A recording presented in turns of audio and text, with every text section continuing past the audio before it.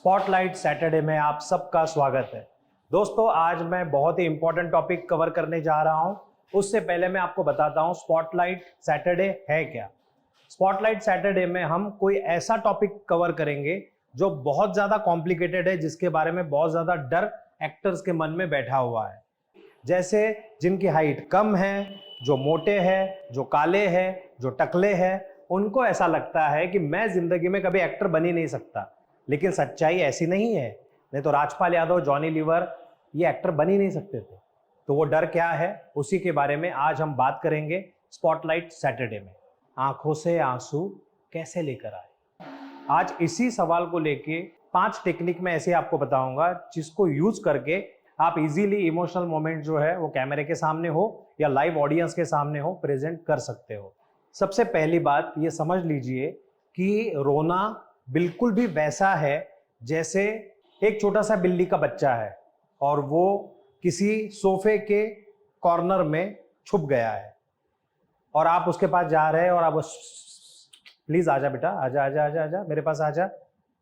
आप बुला रहे हैं, बुलाने की कोशिश कर रहे हैं, 5 मिनट, 10 मिनट, 20 मिनट, आधा घंटा, लेकिन वो बच्चा वहीं बैठा हुआ है, वो आ ही नहीं रहा है। आप सोफे पर जाकर बैठते हैं और कुछ ही देर बाद वो बच्चा खुद ब खुद आकर आपकी बगल में बैठ जाता है, आपकी गोदी में बैठ जाता है। इट मीन्स जब भी आप कोशिश करते हो कि मेरी आंखों से आंसू आए, आंसू आए, वो आंसू साले आते ही नहीं।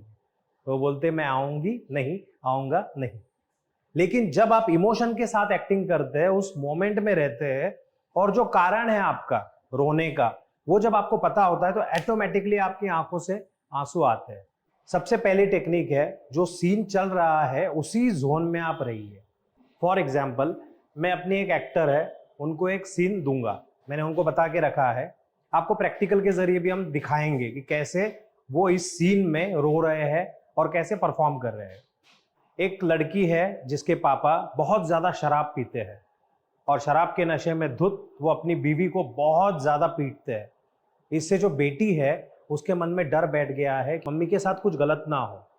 होता ऐसा है कि उस लड़की का हॉस्टल में एडमिशन कराते हैं और उसको हॉस्टल में जाना नहीं है, क्योंकि अगर वो हॉस्टल में जाएगी तो शायद पापा और मम्मी के बीच में झगड़े होंगे और पापा शायद मार भी सकते हैं मम्मी को। ये डर उसके मन में है और वो लड़की माँ को बोल रही है कि मम्मा प्लीज मुझे हॉस्टल मत भेजिए, मुझे नहीं जाना है मम्मा।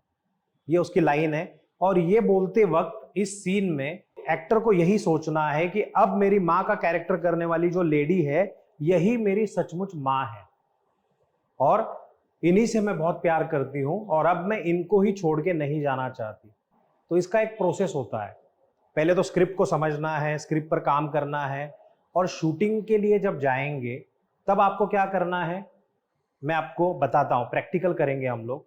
जैसे अभी आप देख रहे हैं कि हमारी एक स्टूडेंट है जो ये सीन परफॉर्म करेगी आपके लिए और इस चेयर पर बैठे बैठे वो अभी सिर्फ सोचेगी। क्या सोचेगी? जो जो इंस्ट्रक्शन मैं दूंगा ये इंस्ट्रक्शन मैं दे रहा हूं, लेकिन ऑन लोकेशन ये इंस्ट्रक्शन कोई नहीं देगा। उसको खुद ब खुद सोचना है कि मेरे जो पापा है वो इतने सालों से दारू वारू पीते हैं, वो बदलेंगे नहीं, और मेरी मम्मी जो भोली है बेचारी, शायद तब तक तो उसने सब कुछ सह लिया लेकिन आगे कुछ भी गलत हो सकता है और अगर मैं हॉस्टल चली गई तो वर्स्ट से वर्स्ट कुछ भी हो सकता है। ये पहले सोचना है। आप ग्रीन रूम में बैठो, आप चेंजिंग रूम में बैठो and just think on it, just think on it, believe it. विश्वास के साथ सोचो कि ये सच में हो रहा है, क्योंकि अभी शूट शुरू नहीं है, कुछ देर बाद आपका सीन लगेगा। Just think on it and थोड़ा टाइम जाने दो, उस जोन में जाओ, शरीर को रिलैक्स करो, माइंड को रिलैक्स करो, इस सिचुएशन को पूरी सच्चाई के साथ सोचो ये मेरे साथ हो रहा है and be in that moment. Believe me, naturally उसकी आंखों से आंसू आएंगे, क्योंकि उसने उस सिचुएशन को समझा है, बैक स्टोरी समझी है, कैरेक्टराइजेशन किया है और इसलिए वो इजीली किसी भी सीन में वो किसी भी टेक्निक का सपोर्ट ना लेते हुए इस सीन को परफॉर्म कर सकती है। मम्मा मुझे हॉस्टल नहीं जाना। अब क्यों नहीं समझते? अगर मैं चली गई तो पापा आपको जान से मार देंगे। मैं आपके बिना कैसे रहूंगी? मुझे नहीं जाना। नहीं जाना, हमको छोड़कर नहीं जाना। अब ऐसे क्यों बोल रहे हो? आपको पता है ना, मैं नहीं जाना चाहती। अब क्यों नहीं समझ रहे? पापा आपको मार डालेंगे। नहीं नहीं मम्मा, ऐसा मत करो मेरे साथ। मैं चली गई तो आपका क्या होगा? ऐसे तो पापा को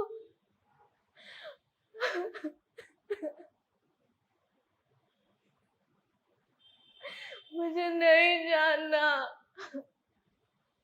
क्यों मुझे जबरदस्ती कर रहे हो?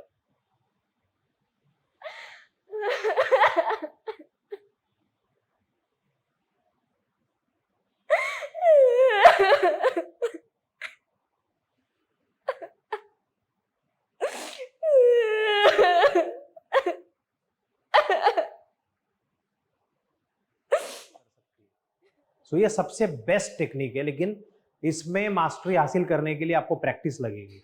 जितनी ज़्यादा प्रैक्टिस करोगे आप, उतनी मास्टरी आपको इसमें मिल जाएगी। सो फर्स्ट टेक्निक इज, जो दिया हुआ सीन है उस सीन को पढ़ो, उसकी बैक स्टोरी बनाओ, कैरेक्टराइजेशन करो। अब कैरेक्टराइजेशन क्या है ये हमारे स्टूडेंट सीख चुके हैं, इसीलिए उन्होंने इतने अच्छे से परफॉर्म किया। क्योंकि जब तक मैं जिस सीन में रो रहा हूँ या रो रही हूँ ये मुझे ही पता नहीं, तो मेरी आंखों से आंसू कैसे आएंगे? उस सीन को मैं ऑथेंटिक, रियलिस्टिक कैसे बना सकता हूँ? सो वो कैरेक्टराइजेशन भी होना चाहिए। ये पहली टेक्निक। अब बात करते हैं दूसरे टेक्निक की। दूसरी टेक्निक जो है उसमें थोड़ा सा चीट करना है। चीट कैसे करना है? देखो, अल्टीमेटली क्या है दोस्तों, कि कैमरे के सामने आपका जो इमोशन है, इमोशनल मोमेंट है, वो दिखना चाहिए। आंखों से आंसू आने चाहिए, वो दुखी दिखना चाहिए।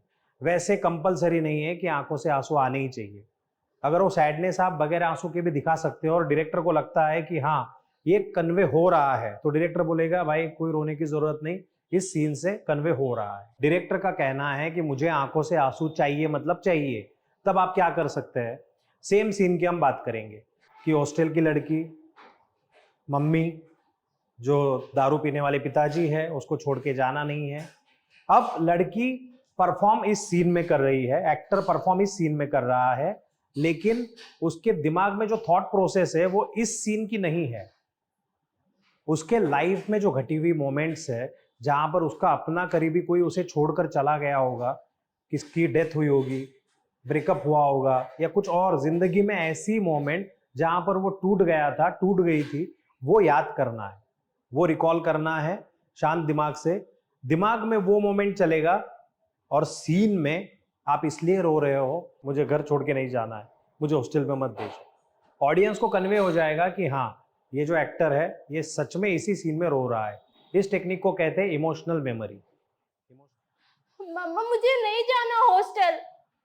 आपको तो पता है ना पापा कैसे हैं। मैं नहीं जा सकती हॉस्टल। आपका क्या होगा माँ? इमोशनल मेमोरी रिकॉल करो पुरानी बातें और उसको इस सीन में करो। इमोशनल मेमोरी में एक दिक्कत भी है, आप कंप्लीटली उस जोन में चले गए। फॉर एग्जाम्पल, एक नाटक था जिसमें एक फीमेल एक्टर ने इमोशनल मेमोरी टेक्निक का इस्तेमाल किया।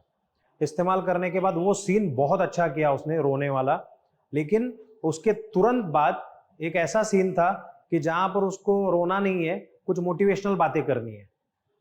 और वैसे में क्या हुआ, वो उसने याद किया था कि उसके पापा की डेथ हो गई थी और वो उसके पापा के साथ बहुत ज़्यादा कनेक्टेड थी। उसने वो मोमेंट याद किया और नाटक चल रहा था, नाटक के अगले सीन में वो जो मोटिवेशन वाला सीन था वो कर ही नहीं पाई और बहुत मुश्किल जा रहा था उसको। बातें तो कर रही थी बड़ी बड़ी, जैसे तुम गांव वाले कुछ कर सकते हो, अपने गांव में जो भी हालात है उसको बदल सकते हो। तो उसके आवाज में ऐसा था, तुम गांव वाले ये सब कर सकते हो, इस गांव की हालात तुम बदल सकते हो। हालांकि बात होनी चाहिए थी, तुम गांव वाले इस हालात को बदल सकते हो, सब कुछ तुम्हारे हाथ में है। मोटिवेशन की जगह उसके बोलने में सैडनेस आने लगा। क्यों? क्योंकि इमोशनल मेमोरी का इस्तेमाल तो करना सीख लिया, बट उस चक्रव्यूह से बाहर कैसे आना है उसका तरीका उसको पता ही नहीं है। और जो ट्रेंड एक्टर है उनको उसका तरीका पता होता है, इसलिए वो इजीली उसमें घुसते भी है और उससे निकलते भी है। खैर, उसका जो टेक्निक है वो टेक्निक आपको सीखना है तो ऑफलाइन कोर्स या ऑनलाइन कोर्स ज्वाइन करना होगा, जिसमें फेस टू फेस वो थोड़ी लंबी एक्सरसाइज होती है जिसमें हम लोग सिखाएंगे। सो नंबर 2 इमोशनल मेमोरी का इस्तेमाल करना है। नंबर 3 टफ जो थे वो दोनों मैंने कवर कर दिए, जो मेन है जो सही तरीके से करने होते हैं। अब थोड़ा इजी और सॉफ्ट वे जो है उसके बारे में बात करते हैं। तीसरा जो वे है वो है शॉर्टकट, जिसका बहुत सारे Bollywood actor, serial actors use करते हैं। ये ग्लिसरीन, ये बोतल, इसकी एक बूंद बहुत कमाल की हो सकती है, क्योंकि इसकी एक बूंद अगर आप आंखों में लगा लेते हैं तो कुछ ही सेकंड में आपकी आंखों से आंसू आएंगे और आप रोना शुरू करेंगे। माँ, मुझे हॉस्टल मत भेजिए। आपको तो पता है आपको पापा कितना मारते हैं। प्लीज माँ, मुझे हॉस्टल मत भेजिए। मैं आपके बिना नहीं रह पाऊंगी माँ। प्लीज माँ, मुझे मत भेजिए। इसका इस्तेमाल करते वक्त एक तो ज़्यादा क्वांटिटी में लेना नहीं है, बिल्कुल एक बूंद, वो भी बहुत कम, उतनी लेना है, आंखों में लगाना है। शुरुआत में थोड़ी जलन होगी, लेकिन उसके बाद आपकी आंखों से आंसू आना शुरू हो जाएंगे और आप इजीली रो पाएंगे।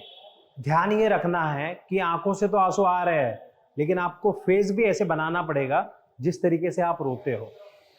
आपकी जो ब्रीदिंग है उसको बढ़ाना है, चेहरे पर वो जो रोने के भाव है वो लेकर आने हैं, उसके साथ साथ आंखों से आंसू आएंगे और कोई भी सीन आप बहुत अच्छे से कर पाएंगे। सो ये शॉर्टकट है और कोई गलत बात है नहीं। कोशिश करो कि इमोशन के साथ आप रो सको। नहीं रो पा रहे, कोई दिक्कत नहीं, काम हो जाना चाहिए भाई, है ना। Don't make it complicated.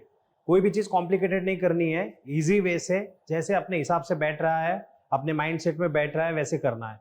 बहुत सारे लोगों का स्थायी भाव होता है। स्थायी भाव में क्या, कोई गुस्सैल है तो कोई हंसमुख है तो कोई हमेशा रोतलू है। तो जो रोतलू है उनकी आंखों से आंसू भी आते हैं और वो इजीली रोते भी है, लेकिन हर इंसान के बस की वो बात नहीं। प्रैक्टिस करते रहेंगे तो वो चीज़ हमको आ जाएगी। अब जो टेक्निक मैं आपको बता रहा हूँ ये भी ऐसी टेक्निक है जिसमें विदिन 10 to 12 सेकंड्स के अंदर तुम्हारी आंखों से आंसू आना शुरू हो जाएंगे। कई बार ऐसा होता है कि किसी एक पॉइंट को हम देखते हैं और आंखें ब्लिंक भी नहीं करते। अगर आपने एक्सपीरियंस किया है तो बताइए। और कुछ ही देर बाद 10-12 सेकंड में हमारी आंखों से आंसू आने लगते हैं।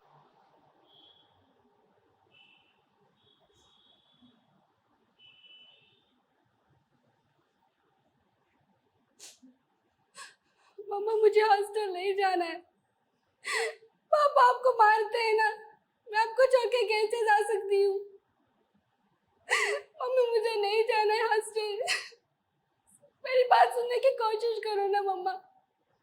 नहीं जाना है मुझे हॉस्टल।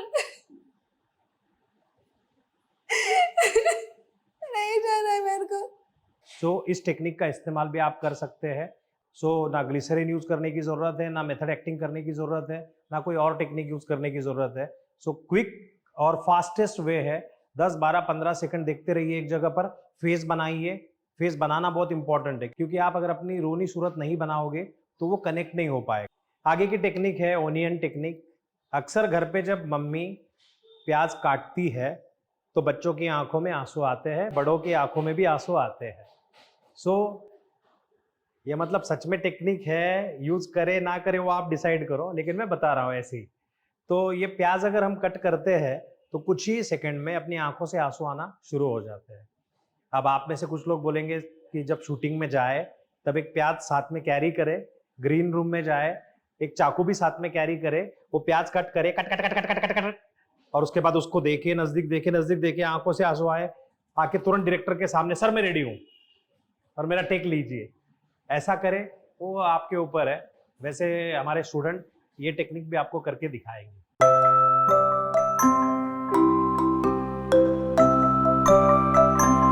टारगेट भूल मत, आंखों से आंसू चाहिए। 1 2 3 4 5 6 7 8 9। Okay, next.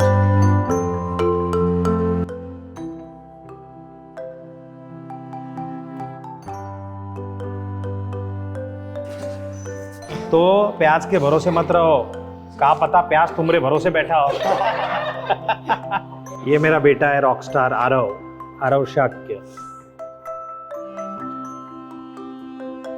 देखते आरव की मेहनत जारी है, कहाँ तक आरव पहुंचता है। Let's see. आ गए, दिखाओ क्लोजअप।